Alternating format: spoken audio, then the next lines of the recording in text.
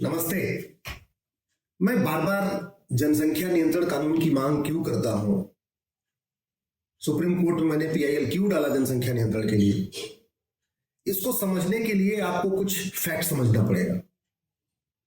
रूस का क्षेत्रफल हमसे 5 गुना ज्यादा है। कितना? 5 गुना। रूस की जनसंख्या 15 करोड़ है और 15 करोड़ का मतलब 15 करोड़, क्योंकि रूस में 100% बच्चे हॉस्पिटल में पैदा होते हैं और जैसे ही वो हॉस्पिटल में पैदा होते हैं उसके 24 घंटे के अंदर उनका एक यूनिक आईडी जनरेट हो जाता है। रूस में कोई डिलीवरी घर में नहीं होती है, सब बच्चे हॉस्पिटल में पैदा होते हैं।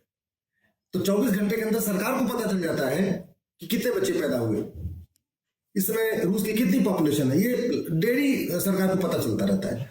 हमारे देश में 10 साल के बाद पता चलता है, जब जनगणना होती है। हमारे देश में 100% बच्चे हॉस्पिटल में पैदा नहीं होते कि सरकार को इमीडिएटली 24 घंटे के अंदर पता चल जाए कि कल कितने बच्चे पैदा हुए। 20-25% डिलीवरी अभी भी घर में होती है। तो रूस का क्षेत्रफल भारत का 5 गुना ज्यादा, रूस की जनसंख्या 15 करोड़ और भारत की जनसंख्या रूस से लगभग 10 गुना ज्यादा, क्योंकि भारत की जनसंख्या जो मैंने सुप्रीम कोर्ट में लिख के दिया वो 150 करोड़ है। लोग कहते हैं 140-42 करोड़, सरकारी आंकड़े यही बताते हैं, लेकिन सरकार को पता ही नहीं डेली कितने बच्चे पैदा हो रहे। सरकार के पास आधार का आंकड़ा है और सरकार ने बाकायदा प्रेस कॉन्फ्रेंस करके बोला है 130 करोड़ आधार बन गए।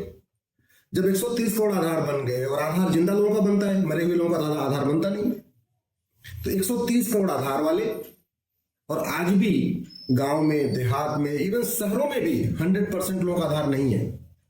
बच्चा बड़ा होता है, 8वीं में जाता है, 10वीं में जाता है, बोर्ड का फॉर्म भरना होता है, तब जाके लोग आधार बनवाते हैं। कोई सरकारी कागज बनवाना होता है तब आधार बनवाते हैं, बैंक में खाता खुलवाना होता है तब जाके आधार बनवाते हैं, स्कूल से एडमिशन जब कहा जाए नहीं बोर्ड का फॉर्म भरना है 10वीं का, बाप आधार मैंडेटरी, तब जाके आधार बनवाते हैं। तो 130 करोड़ आधार वाले, लगभग 20% बिना आधार वाले, 130 करोड़ का आधार बन चुका है, तो हो गई ना 150 करोड़। यानी रूस की जनसंख्या से 10 गुना ज्यादा जनसंख्या है भारत की, जबकि क्षेत्रफल भारत का रूस का 1/5 है। अमेरिका का क्षेत्रफल 33, अमेरिका की जनसंख्या 33 करोड़ है और क्षेत्रफल हमसे 3 गुना ज्यादा है। 33 करोड़ जनसंख्या अमेरिका की, क्षेत्रफल हमसे 3 गुना ज्यादा, यानी भारत का क्षेत्रफल अमेरिका का 1/3 है और जनसंख्या अमेरिका की लगभग 5 गुना हो गई। तो कैसे खत्म होगी गरीबी, बेरोजगारी, कुपोषण, प्रदूषण? खत्म हो ही नहीं सकता।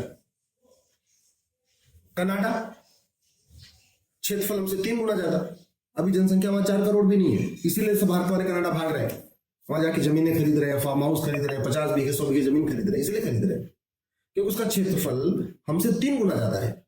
कल्पना करिए कि कनाडा कितना बड़ा है, भारत का 3 गुना ज्यादा, और जनसंख्या 4 करोड़ से भी कम है, 4.25 करोड़ है। इसका मतलब भारत का जो जनसंख्या है भारत की, वो कनाडा के लगभग 40 गुना हो गई। स्वाभाविक सी बात है, वहां तो बेरोजगारी नहीं होगी, कुपोषण नहीं होगा, प्रदूषण नहीं होगा, अपराध भी कम होगा, क्योंकि जनसंख्या विस्फोट ही सारी समस्याओं की प्रॉब्लम का रूट काज है। इसी तरीके ऑस्ट्रेलिया, क्षेत्रफल हमसे 2.5 गुना ज्यादा, जनसंख्या ऑस्ट्रेलिया की मात्र 2.5 करोड़, भारत की जनसंख्या 150 करोड़, यानी ऑस्ट्रेलिया के जनसंख्या से लगभग 60 गुना ज्यादा जनसंख्या। 10 गुना ज्यादा जनसंख्या तो हमारे यूपी की है ऑस्ट्रेलिया से। आप समझ सकते हैं कि ऑस्ट्रेलिया का क्षेत्रफल भारत का 2.5 गुना ज्यादा है, और क्षेत्र और जनसंख्या ऑस्ट्रेलिया की मात्र 2.5 करोड़ है। भारत, यूपी, उत्तर प्रदेश की जनसंख्या 25 करोड़ है, तो 10 गुना ज्यादा तुम्हारा उत्तर प्रदेश है।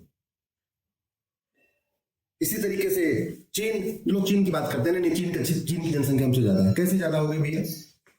चीन की जनसंख्या 144 करोड़ है, और 144 करोड़ का मतलब 144 करोड़ क्यों? क्योंकि चीन में 100% बच्चे हॉस्पिटल में पैदा होते हैं।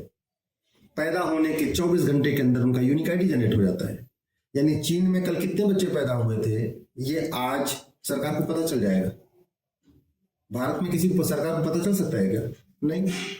भारत में तो बच्चा आधार बनवाएगा तब जाके पता चलेगा, या 10 साल के बाद जब जनगणना होगी तब पता चलेगा। जनगणना में भी इसलिए नहीं कंफर्म हो सकता कि हमारी जनगणना 1.5-2 साल चलती है, और 1.5-2 साल में लगभग 5 करोड़ बच्चे पैदा हो जाते हैं। भारत में हर सेकंड एक बच्चा पैदा होता है। हर सेकेंड। इसका मतलब ये हुआ 1 मिनट में 60 बच्चे और 1 घंटे में 3600 बच्चे। तो हमारे देश में तो जब तक जनसंख्या होती है एक साल तक चलती रहती है, जनसंख्या की काउंटिंग होती रहती है, इतने में ही 3.3 करोड़ बच्चे पैदा हो जाते हैं। लेकिन दुर्भाग्य आप देखिए, संविधान में लिखा है जनसंख्या नियंत्रण कानून होना चाहिए और सारी समस्याओं की जड़ जनसंख्या विस्फोट है।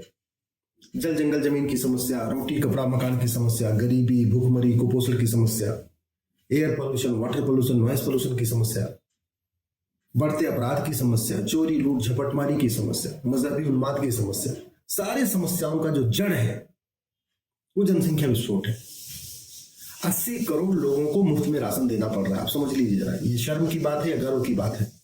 कुछ लोग कह सकते हैं बड़े गर्व की बात है, हम तो 80 करोड़ लोगों को मुफ्त में राशन दे रहे हैं, लेकिन आप सोचिए ये बड़े सम्मान की बात है क्या?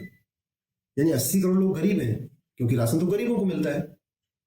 जिस देश में 80 करोड़ गरीब है, आपको लगता है बिना जनसंख्या नियंत्रण कानून के गरीबी खत्म हो सकती है, बेरोजगारी खत्म हो सकती है, कुपोषण खत्म हो सकता है, प्रदूषण खत्म हो सकता है, चोरी लूट झपटमारी खत्म हो सकती है?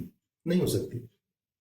इसलिए मेरा आपसे निवेदन है, आप जिस भी पॉलिटिकल पार्टी में हैं, अपनी पॉलिटिकल पार्टी में बने रहिए। सपा में रहिए, बसपा में रहिए, कांग्रेस में रहिए, भाजपा में रहिए, आम आदमी पार्टी में, जहां पे है अपनी अपनी पॉलिटिकल पार्टी में रहिए। मैं आपको अपनी पार्टी बदलने के लिए नहीं कह रहा हूं, लेकिन देश हित में जनसंख्या नियंत्रण कानून की मांग करिए। अपने अपने लोकसभा के सांसदों से जनसंख्या नियंत्रण कानून के लिए रिक्वेस्ट करिए, ट्विटर पे टैग करके रिक्वेस्ट करिए, फेसबुक पे रिक्वेस्ट करिए। मोबाइल नंबर आराम से आजकल सांसदों का मिल जाता है, लोकसभा और राज्यसभा की वेबसाइट पे सारे सांसदों का मोबाइल नंबर है, वहां से मोबाइल नंबर उठा लीजिए, वहां से उनको फोन करिए। फोन नहीं उठा रहे हैं, एसएमएस करिए, व्हाट्सएप करिए, लेकिन जनसंख्या नियंत्रण कानून की मांग करिए। क्योंकि याद रखिए, केवल समस्याओं की बात करके समस्याओं का समाधान नहीं होगा। जैसे बीमारी की चर्चा करने से बीमारी खत्म नहीं होती है, दवा देना पड़ता है, ऐसे ही समस्या की चर्चा करने से समस्या खत्म नहीं होगी। खूब तू मैं होता है, बेरोजगारी पे खूब आरोप प्रत्यारोप होगा, तू मैं होगी, नूरा कुश्ती होगा, दे ही नहीं सकते। कोई सरकार आ जाए, ऊपर वाला भी आ जाए, तो यहां भारत की समस्याओं का समाधान नहीं कर सकता।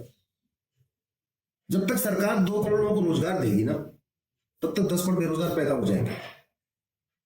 सरकार जब तक 2 लेन की सड़क बनाएगी, 4 लेन का ट्रैफिक सड़क पे आ जाएगा, तो ट्रैफिक जाम भी खत्म नहीं हो सकता, बेरोजगारी खत्म नहीं हो सकती। जब तक सरकार 2 करोड़ घर बना के देगी, 10 करोड़ बेघर पैदा हो जाएंगे, तो बेघरों की संख्या कभी कम नहीं होगी, बेरोजगारों की संख्या कभी कम हो ही नहीं सकती, ये बढ़ेगी। यदि हमने चाइना के साथ जनसंख्या नियंत्रण कानून बनाया होता तो आज हमारी जनसंख्या 90 करोड़ होती। आप कल्पना करिए जरा, चीन महाशक्ति इसलिए बना कि उसने आजादी के बाद जैसे उसने सरकार बनाई अपनी, 2 बड़े जरूरी कानून बनाए, एक जनसंख्या नियंत्रण कानून, दूसरा भ्रष्टाचार के खिलाफ कठोर कानून। 1947 में भारत आजाद हुआ, हमसे 2 साल के बाद चाइना आजाद हुआ। आजादी मिलते ही उसने 2 कानून बना दिए, जनसंख्या नियंत्रण कानून और भ्रष्टाचार के खिलाफ कठोर कानून। भ्रष्टाचार के खिलाफ कैसा कानून बनाया कि भ्रष्टाचारियों को फांसी देते हैं चाइना में। अभी कुछ दिन पहले एक फैक्ट्री के मैनेजर को फांसी दिया, उसने 2 लाख युवान घूस लिया था, फांसी दे दिया। भारत में 70,000 करोड़ के जो उन्होंने कॉमनवेल्थ घोटाला किया था, उनमें उनको फांसी छोड़िए, आजीवन कारावास भी नहीं हो। कानून ही ऐसा नहीं हमारे पास। 1,76,000 करोड़ का 2G घोटाला हो गया, किसी को न फांसी हुई, न आजीवन कारावास, 10 साल की भी नहीं हुई, बाकी छोड़ दी। 1,86,000 करोड़ का कोयला घोटाला हुआ था, किसी को न फांसी, न आजीवन कारावास, कुछ नहीं। भारत की 80% समस्याओं का 2 ही रूट काज है, 2 ही मूल कारण है, करप्शन, पॉपुलेशन एक्सप्लोजन। मेरा आपसे निवेदन है, आज मैंने आपसे जनसंख्या विस्फोट पे चर्चा किया है, कल या किसी और दिन मैं जनसंख्या नियंत्रण पे, करप्शन के ऊपर चर्चा करूंगा।